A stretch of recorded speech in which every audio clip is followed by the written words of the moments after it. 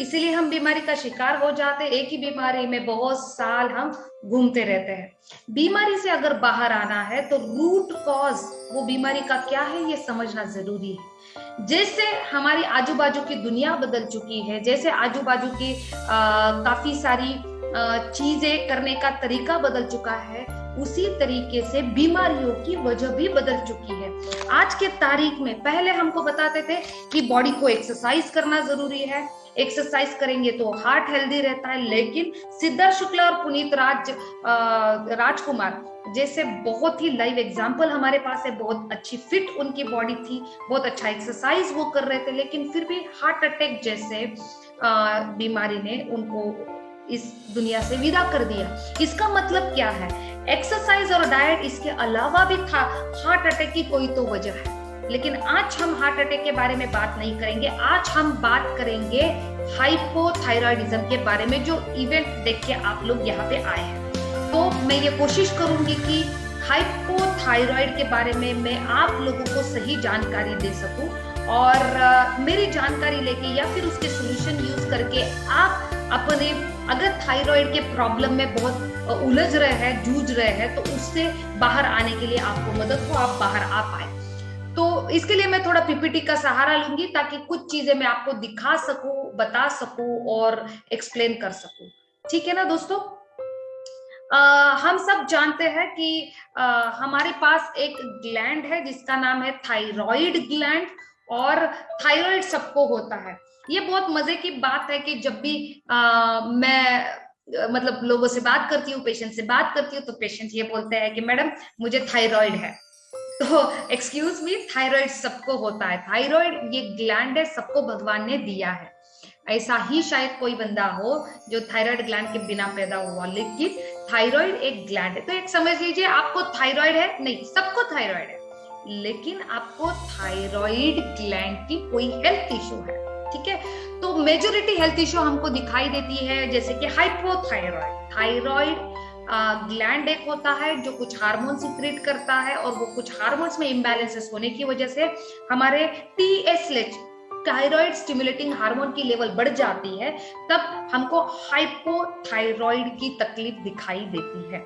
तो हाइपोथायराइड ये हमारा सिग्नेचर प्रोग्राम है दोस्तों, कि कोई भी बीमारी को आप जानकारी लीजिए तो वो बीमारी आपको नहीं होगी, या वो बीमारी से आप आसानी से बाहर आ सकते हो। ठीक है? तो नो हाइपोथायराइड, नो हाइपोथायराइड, ये आज हमारा सब्जेक्ट है। हमारे पास एक थायराइड ग्लैंड है, और जो बटरफ्लाई शेप की होती है, हमारे गले के यहाँ पे होती है। यहाँ पे ही बहुत सारे लोग हमेशा इंडिकेट करते हैं, तो हम सब लोगों को पता है कि थायराइड ग्लैंड किधर होती है। ठीक है ना? तो थायराइड ग्लैंड जो होती है वो काफी सारे फंक्शंस हमारे बॉडी में करती है, जैसे कि मेटाबॉलिक फंक्शंस है। हमारा बेसल मेटाबॉलिक रेट, डाइजेशन जो है उसको मतलब रेगुलेट करना है। फैट का ब्रेकडाउन, अगर हमने फैट खाया, या ग्लूकोज का ब्रेकडाउन करना, वो उस जैसे काम करती है। कार्डियोवास्कुलर सिस्टम को भी हमारी थायराइड ग्लैंड इन्फ्लुएंस करती है। हमारी हार्ट बीट का रेट और स्ट्रेंथ वो बढ़ाती है। हमारी ग्रोथ रेट, डेवलपमेंट में हमारी ग्रोथ रेट है, या हमारे ब्रेन का डेवलपमेंट है, वो भी थायराइड ग्लैंड हमको मदद करती है रखने के लिए। नॉर्मल सेक्सुअल फंक्शन या स्लीप, या हमारी थॉट प्रोसेस को भी थायराइड ग्लैंड बहुत हेल्प करती है। हार्मोन प्रोडक्शन करती है, रेगुलेशन करती है। कैल्सीटोनिन, कैल्शियम मेटाबॉलिज्म को रेगुलेट करने के लिए भी थायराइड ग्लैंड हमको मदद करती है। मिनिस्ट्रियल फंक्शंस, हमारे मिनिस्ट्रियल साइकिल महिलाओं में खासकर उसको मदद करती है। हमारा फोकस रखने के लिए थायराइड, ऐसे बहुत सारे काम थायराइड ग्लैंड करती है। ठीक है? आज हम उसमें से बात करेंगे कि ये थायराइड ग्लैंड में कुछ इम्बैलेंस जरूर हो जाता है, और जिसकी वजह से हमको हाइपोथायराइड की तकलीफ दिखती है। हाइपोथायराइड मतलब क्या है? अंडर एक्टिव थायराइड, लो थायराइड। तो उसमें क्या होता है? ये एक एंडोक्राइनल डिसऑर्डर है, जहां पे थायराइड ग्लैंड बहुत अच्छे तरीके से थायराइड हार्मोन्स जो है, अभी थायराइड हार्मोन्स कौन से, T3 T4 अच्छे तरीके से प्रोड्यूस नहीं कर सकती। तो पूरी दुनिया में बहुत कम आयोडीन की कमी की वजह से डाइट में हाइपोथायराइडिज्म होता है। मैं इसको बहुत डिटेल में विस्तृत से आपको एक्सप्लेन करूंगी। बहुत ज्यादा मात्रा में कहा जाता है कि 90% थायराइड की इशू हाशिमोटो थायराइडाइटिस से ओरिजिनेट होती है। और हाशिमोटो थायराइडाइटिस क्या है कि इन्फ्लामेशन है मतलब थायराइड ग्लैंड का, और जिसकी वजह से हमको थायराइड होते हुए दिखाई देता है। हाशिमोटो थायराइडाइटिस एक बहुत क्रोनिक कंडीशन है, ठीक है। आज दुनिया में 1 बिलियन से भी ज्यादा लोग आयोडीन से डिफिशियंसी से ग्रस्त है। आयोडीन डिफिशियंसी या तो डाइट में हो सकती है, या फिर हमारा जैसा देश है जहां पे एक पूरा अभियान चलाया गया है आयोडीन युक्त नमक का, फिर भी हमारे बॉडी में आयोडीन की क्यों कमी होती है, डेफिनेटली उसके ऊपर भी मैं प्रकाश डालूंगी, ताकि आपको पता चलेगा कि इतना बढ़िया आयोडीन हमारे फूड में है, नमक आयोडीन युक्त वाला है, फिर भी हमको क्यों थायराइड का प्रॉब्लम है, ऊपर से वो थायराइड का प्रॉब्लम हमारा कंट्रोल क्यों नहीं हो रहा है। यूनाइटेड स्टेट्स जैसे देशों में 0.3 to 0.4% लोग ऑलरेडी हाइपोथायराइडिज्म से गुजर रहे हैं, और उससे भी कई मात्रा में लोग सब क्लिनिकल थायराइड से गुजर रहे हैं। दोस्तों, हमारा बॉडी सेल्यूलर ऑर्गन है, ठीक है। हम कैसे बने हैं? सेल से बने हैं। सेल मतलब जीव कोशिका। वैसे हमारे थायराइड सेल्स है, फॉलिकुलर सेल्स है। हर एक सेल्स खाना खाता है, सांस लेता है, वेस्ट तैयार करता है, याद रखता है और रिप्रोडक्शन करता है, ठीक है ना। हम जो खाना खाते हैं वो न्यूट्रिएंट और माइक्रो न्यूट्रिएंट में डिसइंटीग्रेट होता है, और वो माइक्रो न्यूट्रिएंट अलग अलग ऑर्गन उसको एब्जॉर्ब करता है अपना रॉ मटेरियल बनाने के लिए। तो ऑर्गन और ग्लैंड में बहुत बड़ा महत्वपूर्ण फर्क ये है कि ग्लैंड एक ऐसा ऑर्गन है कि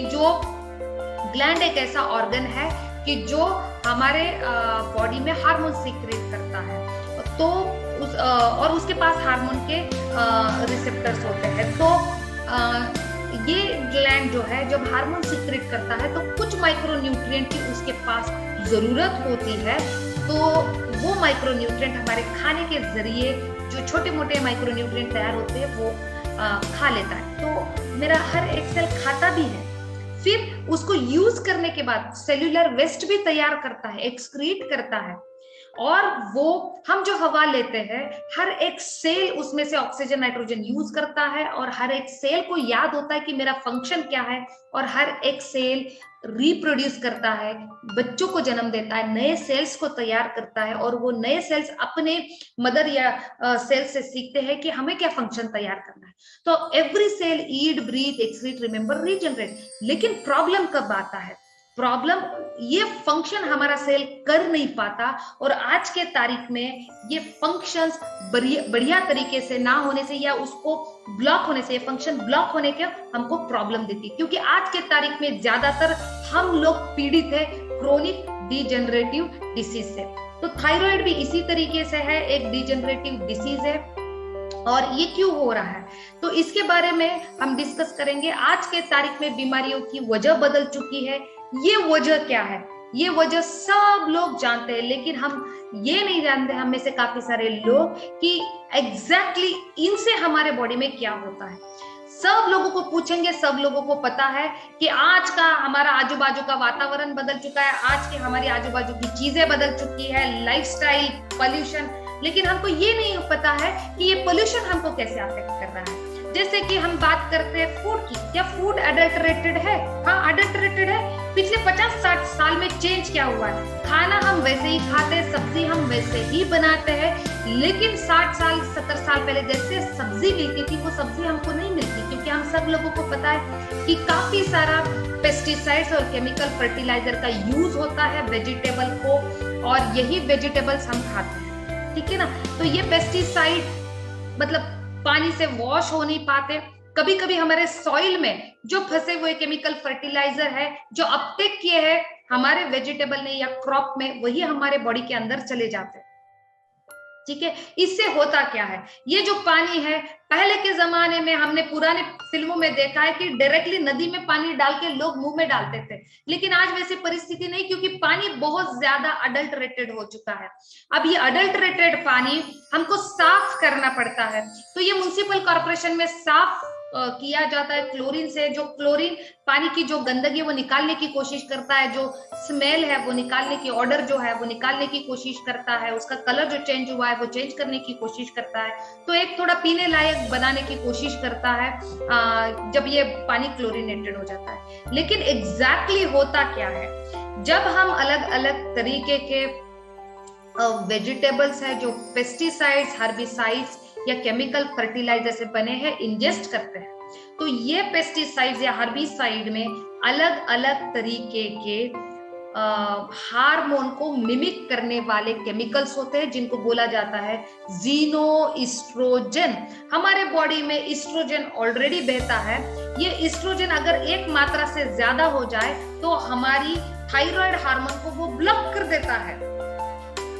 तो थायराइड हार्मोन अगर ब्लॉक हो गए हैं बढ़े हुए इस्ट्रोजन की वजह से, हमें थायराइड ग्लैंड की इश्यूज दिखती है। ठीक है, ये जीनोइस्ट्रोजन कहाँ से आते हैं? ये एयर से आते हैं, जहाँ पे पोल्यूटेड एयर है, हम रबर जला रहे हैं, हम प्लास्टिक जला रहे हैं, इसकी वजह से भी ये जीनोइस्ट्रोजन हमारे बॉडी में जा रहे हैं। बहुत ज्यादा कैन फूड यूज होना स्टार्ट हो गया है। बहुत ज्यादा टेट्रा पैक, जो टेट्रा पैक में जो फॉइल होता है उसको फूड में मेटल्स ना जाए उसके लिए एपॉक्सी रेजिन यूज किया जाता है, या फिर प्लास्टिक का यूज बढ़ गया। हर घर में बहुत बढ़िया बढ़िया तरीके के प्लास्टिक के कंटेनर्स है, टिफिन बॉक्सेस है, यहाँ तक कि प्लास्टिक की बॉटल्स है। इससे हमारे शरीर में जीनोइस्ट्रोजन जा रहा है। इस्ट्रोजन तो हमारा बॉडी नॉर्मली प्रोड्यूस कर रहा है, एक लेवल से ज्यादा इस्ट्रोजन होने की वजह से बॉडी में ब्लॉक हो जाता है हमारा थायराइड हार्मोन, और थायराइड हार्मोन ब्लॉक हो गया तो उसका हमको प्रॉब्लम दिखाई देता है। दूसरा जो है वाटर, क्लोरीनेटेड वाटर, ये क्लोरीन है या खाने में से आने वाला ब्रोमीन है। कौन सा ब्रोमीन खाने में से आता है? बहुत ज्यादा आप लोगों को पता है कि पहले के जमाने में फ्रेश फूड हम खाते थे, लेकिन आज के जमाने में जबकि हम बैंगलोर, मुंबई, कर्नाटका जैसे शहर में रहते हैं, बड़े बड़े शहरों में रहते हैं, हमारे पास टाइम नहीं है, हमको जॉब को जाना पड़ता है, कभी कभी फ्रेश बनाने का टाइम नहीं रहता है, ओवन में हम चीजें गर्म कर लेते हैं, या फिर हम रेडी टू ईट फूड को प्रेफरेंस देते हैं। इससे होता क्या है, इससे खाने में से बहुत सारी, जैसे कि ब्रेड, पिज्जा है, इससे क्या होता है, पोटेशियम ब्रोमेट जो इनको फ्लफी होने के लिए, जैसे ब्रेड जैसी चीजों के लिए फ्लफी होने के लिए, सॉफ्ट होने के लिए यूज किया जाता है, उससे ब्रोमीन हमारे शरीर में अंदर जाता है। ये जो पानी है, ये जो पेस्टिसाइड्स है, उससे भी ब्रोमीन हमारे शरीर के अंदर जाता है। पानी से क्लोरीन हमारे शरीर के अंदर जाता है। ये जो क्लोरीन है, फ्लोरीन है, फ्लोराइड है या ब्रोमीन है, ये हमारे शरीर के अंदर के आयोडीन को कंपीट करते हैं।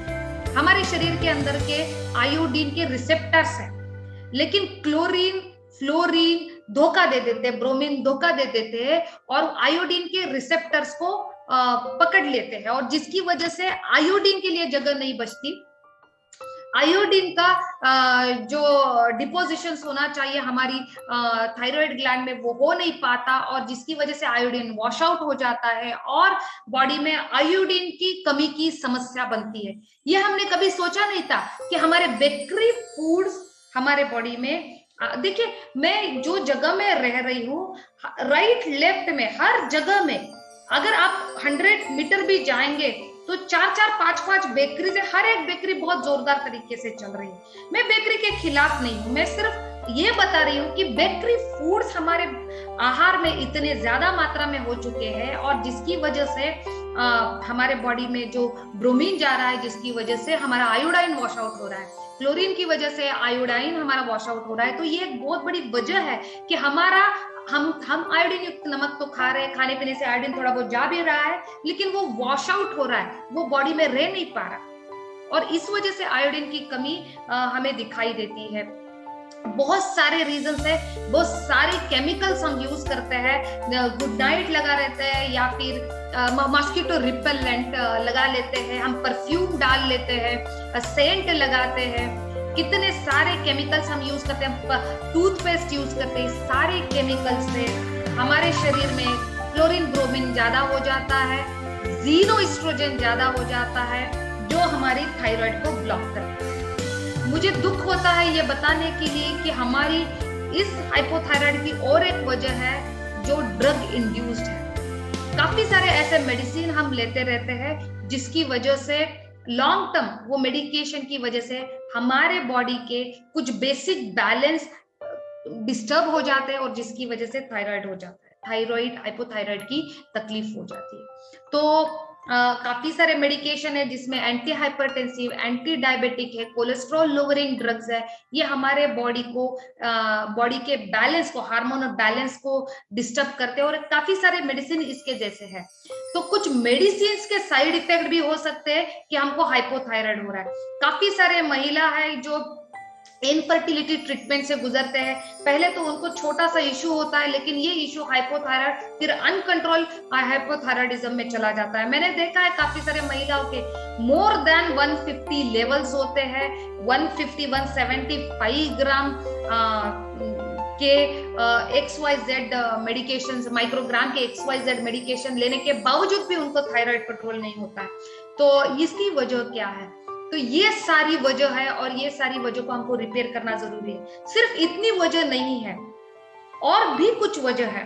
जैसे कि मैं आपको बताती हूँ, हमारे बॉडी में T3 T4 ये थायराइड हार्मोन्स बहुत इंपॉर्टेंट है, लेकिन हमको पता नहीं है काम कैसे करते हैं। T4 से T3 तैयार होता रहता है। T4 एक्टिव किधर होता है? T4 एक्टिव होता है हमारे लीवर में।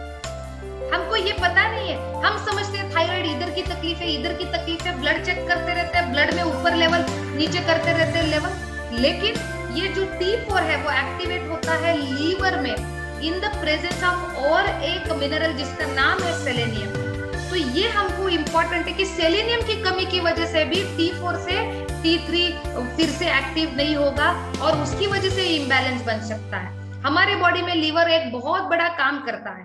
लीवर काम करता है वॉचमैन का। जो भी टॉक्सिन्स हमारे शरीर में जाते हैं उसको फिल्टर करने का काम भी लीवर करता है। और जब बहुत ज्यादा टॉक्सिन एयर, फूड या पानी के जरिए हमारे शरीर में जाते हैं तो हमारा लीवर के पास एक ही काम होता है कि टॉक्सिन को पकड़ो, क्योंकि हमारा ब्लड टॉक्सिक होना नहीं चाहिए। वो बहुत ज्यादा कोशिश करता है। तो उस जब बहुत ज्यादा मात्रा में टॉक्सिन शरीर के अंदर जा रहे हैं या फिर किसी दूसरी वजह से फैटी लीवर है तो T4 एक्टिव नहीं हो पाता, T3 T4 बैलेंस बिगड़ जाता है और जिसका परिणाम हमको हमारे थायराइड लेवल पे दिखने के लिए मिलता है। अगर बहुत ज्यादा कॉन्स्टिपेशन की तकलीफ है, हमारी डाइजेस्टिव सिस्टम प्रॉपर नहीं है, तो वो हमें पुल पुश मैकेनिज्म से हमारे लीवर को भी डैमेज करती है और जिसकी वजह से हमें T4 एक्टिव करने में तकलीफ होती है और जिसकी वजह से हमारा थायराइड इम्बैलेंस हो जाता है। तो कोई एक वजह नहीं है। जब T4 से T3 का कन्वर्जन होना है वो लीवर में होना है, और लीवर या तो फैटी लीवर है, स्लस से भरा है, टॉक्सिन से भरा है, कुछ और दूसरे इश्यूज है, वायरल हिपेटाइटिस है। अगर ऐसे कुछ इश्यूज रहेंगे तो डेफिनेटली कन्वर्जन नहीं हो पाएगा T4 से T3 का, और जिसकी वजह से ये थायराइड स्टिमुलेटिंग हार्मोन का हमको इम्बैलेंस दिखाई देगा। हमें थायराइड होने की और एक वजह है जिसको बोलते हैं इम्यून डिसफंक्शन। अगर हमारी इम्यूनिटी प्रॉपर काम नहीं करती है तो इम्यून डिसफंक्शन दिखता है, जो जनरली हाशिमोटोज में दिखता है और जो हाइपोथायराइड तक हमको लेके जाता है। तो ये इम्यून डिसफंक्शन किस वजह से दिखता है? जैसे कि हर एक बीमारी के पैरामीटर है, उसी तरीके से हमारे इम्यूनिटी के भी पैरामीटर है। हमको ये पता है कि अगर डायबिटीज है तो क्या चेक करना चाहिए? Sugar level. अगर बीपी की प्रॉब्लम है तो क्या चेक करना चाहिए? Blood pressure. अगर हमारा थायराइड का इश्यू है तो क्या चेक करना है? Thyroid levels, T3 T4 TSH। लेकिन हमको ये नहीं पता है कि जब इम्यून डिसफंक्शन हो जाता है या इम्यूनिटी कम है तो हमको क्या चेक करना चाहिए। तो हमारे पास इम्यूनिटी के भी पैरामीटर है। फॉर एग्जाम्पल जैसे कि vitamin D, iron, folic acid, B12, vitamin E, ये कभी हम चेक नहीं करते हैं। तो बहुत बार इम्यून डिसफंक्शन होने का बहुत बड़ा रीजन है कि इम्यून को पावरफुली जो सपोर्ट करते हैं वो न्यूट्रिएंट हमारे बॉडी में कम है।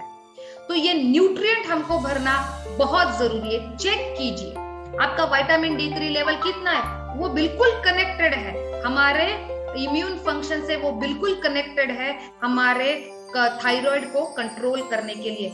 फॉलिक एसिड एक बहुत ही इंपॉर्टेंट जो फैक्टर है, फॉलिक एसिड और हमारा हाइपोथायराइडिज्म भी बहुत कनेक्टेड है। मैंने पर्सनली बहुत सारे लोगों को देखा है जिनके थायराइड TSH लेवल बहुत ज्यादा है और उनका फॉलिक एसिड बहुत लो है। तो ये काफी सारे कनेक्टेड चीजें हैं। तो थायराइड लेवल हमारा अगर हमको मैनेज करना है, अगर हम चाहते हैं वो बढ़िया तरीके से काम करे, तो हमें फॉलिक एसिड भी चेक करना चाहिए, उसकी कमी है तो भरना चाहिए।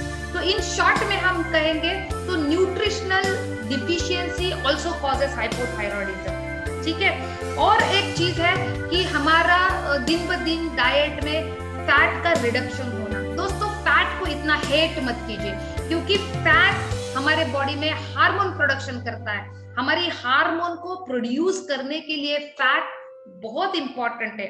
हमारी सेल्स को मैन्युफैक्चर करने के लिए फैट और प्रोटीन की जरूरत है। हम हजारों करोड़ों सेल्स से बने, हर एक सेल वॉल फैट और प्रोटीन से बना है। अगर फैट और प्रोटीन हमारे खाने में सीवियरली कम रहेगा तो लोगों के डेफिनेटली प्रॉब्लम्स बढ़ते जाएंगे, और हमको उसमें से एक प्रॉब्लम बहुत ज्यादा दिखाई देता है, मेटाबॉलिक सिंड्रोम, थायराइड और डायबिटीज। तो हमको अगर ऐसे प्रॉब्लम में नहीं जाना है तो हमारे खाने में गुड फैट हमेशा होना चाहिए और गुड कोलेस्ट्रॉल हमेशा होना चाहिए। तो लो HDL लेवल जो हमारी रहती है, लो HDL कोलेस्ट्रॉल जो होता है वो हमको हमेशा अच्छा मात्रा में रखना है, ताकि तो इसलिए मैंने बताया ना कोलेस्ट्रॉल लोवरिंग ड्रग्स जो रहता है वो कैसे थायराइड को कनेक्ट करते हैं, ये सारा कनेक्शंस होता है। तो हमको इन शॉर्ट क्या समझना है, गुड फैट इन डाइट बहुत जरूरी है। फिर न्यूट्रिएंट जो हमारे इसको सपोर्ट कर रहे हैं थायराइड हार्मोन्स को।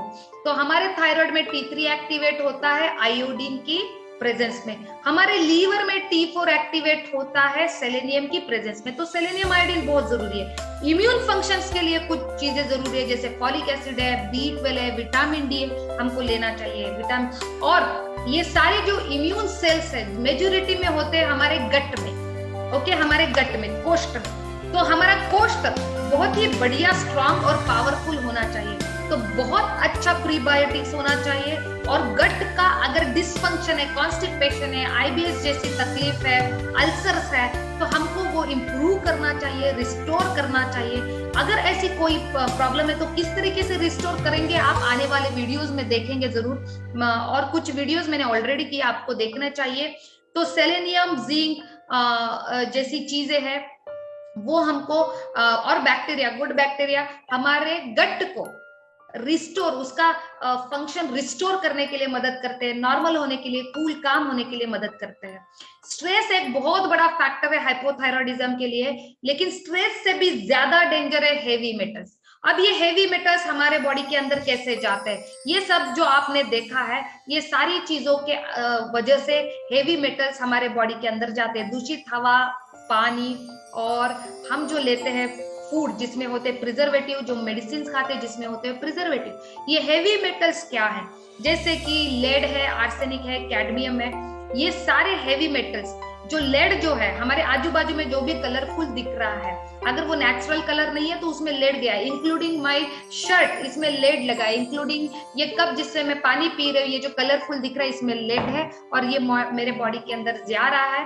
तो ये हेवी मेटल्स क्या करते हैं, ये हेवी मेटल्स मेरे शरीर में, मेरे जो सेल्स है उनकी कुछ बायोकेमिकल रिएक्शंस है, वो बायोकेमिकल पाथवेज है, उनको ब्लॉक करते हैं। तो मैं बहुत अच्छी मात्रा में आयोडीन तो खा रहा हूँ, लेकिन मेरी फॉलिकुलर सेल्स को मिलना चाहिए, वो ब्लॉक हो रहा है। किस वजह से, ये जो हेवी मेटल्स है खाने पीने से मेरे शरीर के अंदर जा रहे हैं, वो फॉलिकुलर सेल्स को वो आयोडीन मिलने से रोकते हैं। आज के तारीख में बीमारी की वजह बदल चुकी है दोस्तों, और ये हमको समझ जाना चाहिए। इसीलिए इसका टेक केयर अलग है। कोई एक गोली हमें पूरा थायराइड रिकवर करने के लिए मदद नहीं कर सकती, हमको ये सारी चीजों का ध्यान रखना होगा। अल्टीमेटली क्या हो जाता है, अल्टीमेटली हमको थायराइड हो जाता है, हेयर लॉस हो जाता है, हमारी दिल की धड़कनें हमको सुनाई देती है, पाल्पिटेशंस होता है, पुअर मेमोरी, कंसंट्रेशन, फटीग आता है, हमारे हैंड एंड फीट कोल्ड होते हैं, लोग तो फैन लगा के बैठे हैं लेकिन हमको पसीना छूटता, मतलब हमको बिल्कुल ठंड लगती है पूरी बॉडी, गर्मी में भी बहुत ज्यादा ठंड लगती है, लोगों के पसीने आते हैं हाथ पैरों में सीवियर। मेरे पास कुछ ऐसे बच्चे हैं जिनकी थायराइड लेवल्स बहुत ज्यादा, TSH लेवल बहुत ज्यादा बड़ी है और वो पेपर नहीं लिख पाते, एग्जाम पेपर नहीं लिखता, एग्जाम पेपर पूरा गीला हो जाता है, इतना पसीना निकलता है, हमारी आवाज बदल जाती है, थोड़ा सा ब्रेथलेस हो जाता है, कभी कभी ये ब्रेथलेसनेस अस्थमा को कनेक्ट किया जाता है, कॉन्स्टिपेशन होता है, खा नहीं सकते, वेट गेन हो जाता है, पुट ऑन होता ही रहता है खाना कम करने के बाद भी, और इन्फेक्शंस होते हैं, एलर्जीज होते हैं, पीरियड हेवी हो जाते हैं, इरेगुलर हो जाते हैं, माइग्रेन होता है, डिप्रेशन हो जाता है, फ्रस्ट्रेशन हो जाता है, कुछ महिलाओं का टेस्टोस्टेरोन और एस्ट्रोजन रेशो बिगड़ने की वजह से बाल या मूछें भी दिखाई देती है, पिंपल्स आते हैं, टेंडर ब्रेस्ट होते हैं, इनफर्टिलिटी का इश्यू हो जाता है, बच्चे अबॉर्शन, रिकरेंट अबॉर्शंस हो जाते हैं, जॉइंट की प्रॉब्लम आती है, ये सारी चीजों का इफेक्ट दिखता है जब हम हाइपोथायराइडिज्म में जाते हैं और उसकी आज के जमाने की वजह हमने देखी। तो दोस्तों अगर इनसे बाहर निकलना है तो कोई सॉल्यूशन है, बिल्कुल है। मेरे मानिए तो 3 सूत्र है, डाइट, डिटॉक्स एंड न्यूट्रिशन। ये 3 चीजें अगर लगातार 3, 4, 6 महीने करते हैं तो कितने भी टॉक्सिक लेवल हो, कितने भी लेवल आपके बड़े हो, हमारा थायराइड नॉर्मल आने में मदद होता है।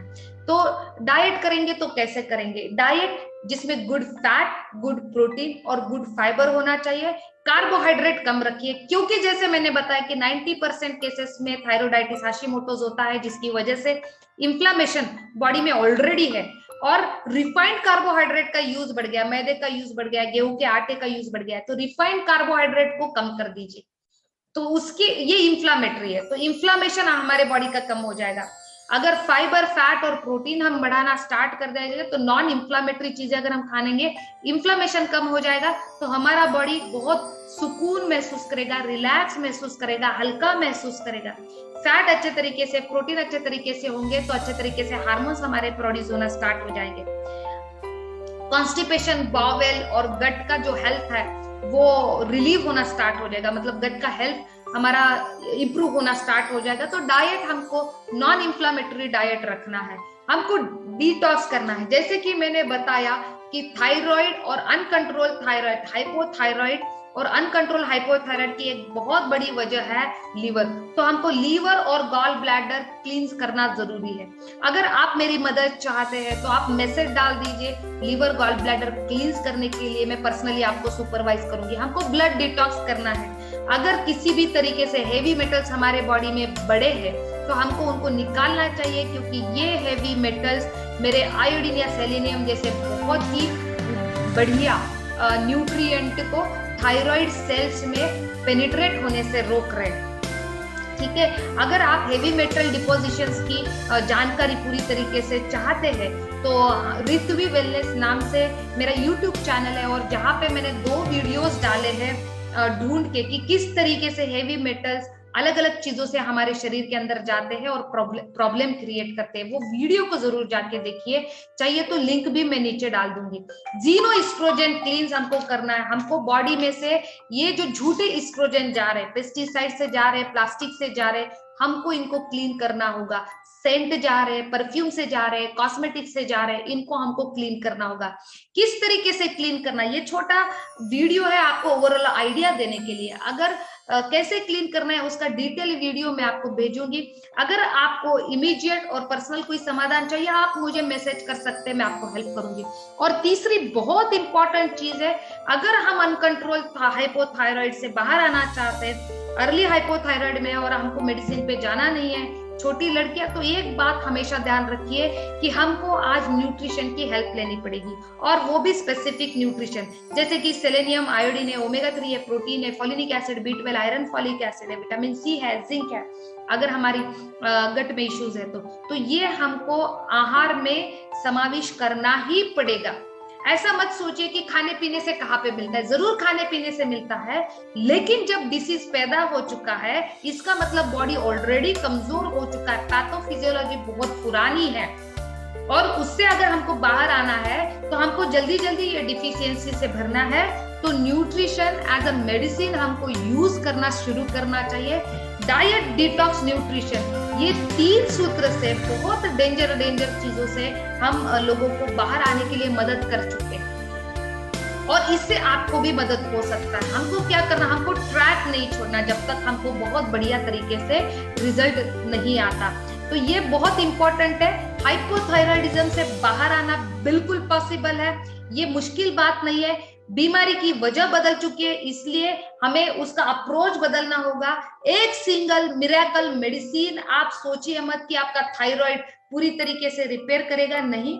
आज के हम टॉक्सिक एनवायरनमेंट में जी रहे, जो टॉक्सिन्स बॉडी के अंदर गए उनको निकालना बहुत जरूरी है, इनको बहुत इंपॉर्टेंट है, इनको रोक नहीं सकते, तो बॉडी से निकालना जरूरी है, ठीक है। हम लोगों को ये नहीं बोल सकते पेस्टिसाइड वाला खाना मत दो, चाहिए तो हम ऑर्गेनिक ले सकते, ठीक है। सबकी वो परिस्थिति नहीं होती कि वो ऑर्गेनिक खाना खाए, हम तो यही खाना खाएंगे, यही पानी पिएंगे जो क्लोरीन से साफ हुआ है, या फिर यही पोटेशियम ब्रोमेट वाली चीजें अगर हमारे खाने में आती रहेगी तो टॉक्सिन्स तो हमारे बॉडी में जाते रहेंगे। अब सवाल ये है, जो गया है उसको निकालने का चॉइस हमारे पास है। इसीलिए डाइट, डिटॉक्स, न्यूट्रिशन, ये अप्रोच हमको हाइपोथायराइड को कंट्रोल करने के लिए या उससे हमेशा के लिए बाहर आने के लिए मदद कर सकता है। इससे रिलेटेड अगर आपको कुछ भी सवाल है तो कभी भी आप मुझे पूछ सकते हैं, मैसेज डाल सकते हैं। And thank you very much. 4 दिन के बाद हम हार्ट इश्यूज से रिलेटेड बात करेंगे, क्योंकि पिछले 2 महीने में हमने 2 फेवरेट सेलिब्रिटीज को इसकी वजह से खोया है। आज के तारीख में जिस तरीके से हाइपोथायराइड की अलग वजह है, उसी तरीके से हार्ट अटैक की भी बहुत अलग वजह है जो हमको नहीं पता। तो उसका मैं आपके साथ डिस्कशन करूंगी, 4 दिन के बाद डेट डालूंगी, इवेंट रेस करूंगी। आपको पसंद आए तो आप उसको भी अटेंड कीजिएगा। Wish you all the best and bye bye.